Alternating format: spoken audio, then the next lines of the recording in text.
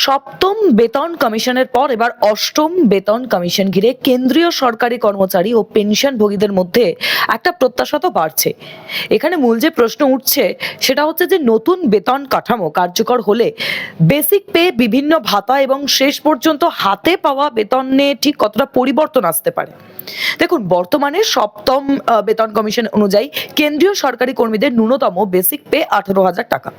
অষ্টম বেতন কমিশনে এই কার্যকর হলে এই অঙ্ক কিন্তু বাড়তে পারে বলে বিভিন্ন মহলে আলোচনা রয়েছে। সম্ভাব্য হিসেবে 34,560 টাকা থেকে 51,480 টাকা পর্যন্ত ন্যূনতম বেসিক পে হওয়ার কথা বলা হচ্ছে। তবে এই অঙ্ক কিন্তু এখনো পর্যন্ত চূড়ান্ত নয়। নতুন কমিশনের সুপারিশ এবং সরকারের সিদ্ধান্তের পরই প্রকৃত বেতন কাঠামো কিন্তু স্পষ্ট হবে। এখন যে গুরুত্বপূর্ণ বিষয় সেটা হচ্ছে যে ফিটমেন্ট ফ্যাক্টর। সহজ ভাষায় বললে এই ফ্যাক্টরের মাধ্যমে পুরনো বেসিক পে থেকে নতুন বেসিক পে নির্ধারণ করা হয়। সপ্তম বেতন কমিশনে ফিটমেন্ট ফ্যাক্টর ছিল 2.57।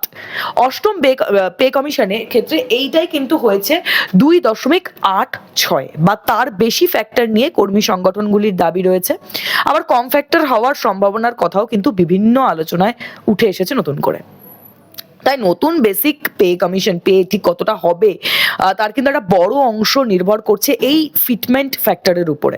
ধরা যাক যে 18,000 টাকা বেসিক পের ক্ষেত্রে 2.86 ফিটমেন্ট ফ্যাক্টর ধরা হলো, তাহলে নতুন বেসিক দাঁড়াবে 51,840 টাকা। কিন্তু এটাকে সরাসরি কিন্তু চূড়ান্ত বেতন হিসেবে ধরে নেওয়া যাবে না, কারণ বেসিক পের পাশাপাশি ডিএ, এইচআরএ, ট্রান্সপোর্ট অ্যালাউন্স রয়েছে এবং অন্যান্য ভাতার কিন্তু বেতনের মোট অঙ্ককে প্রভাবিত করবে।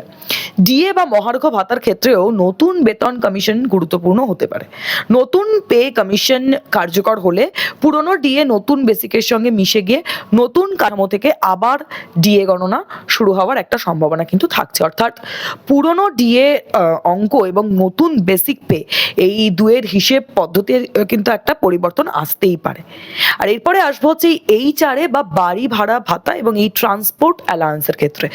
দেখুন, শহর শ্রেণী এবং কর্মী বেসিক পে অনুযায়ী এই ভাতার হিসেব কিন্তু করা হয়। নতুন বেসিক পে বাড়লে এই ভাতাগুলির অঙ্কও কিন্তু বাড়তে পারে। তবে ঠিক কত শতাংশ বা কত টাকা হবে তা অষ্টম বেতন কমিশনের উপরে চূড়ান্ত নিয়মের উপরে নির্ভর করবে। In hand salary, basic pay এবং বিভিন্ন ভাতা যোগ করে তৈরি হয় গ্রস স্যালারি।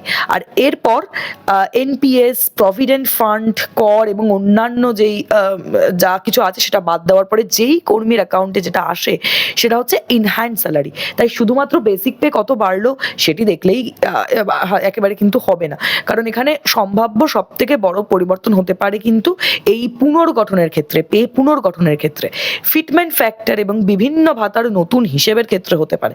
তবে অষ্টম বেতন কমিশনে ঠিক কত বেতন বাড়বে তা কিন্তু এখনই পর্যন্ত নিশ্চিত করে বলাটা সম্ভব নয়। চূড়ান্ত সিদ্ধান্ত আসবে, কমিশনের সুপারিশ হবে এবং কেন্দ্রীয় সরকারের অনুমোদনের পর কিন্তু সেটা জানানো হবে। তাই এখন কর্মীদের নজর একটাই জিনিস, সেটা হচ্ছে যে বেতন কাঠামো, ফিটমেন্ট ফ্যাক্টর এবং এই বাস্তবায়ন যেই সময়সীমা তার দিকে।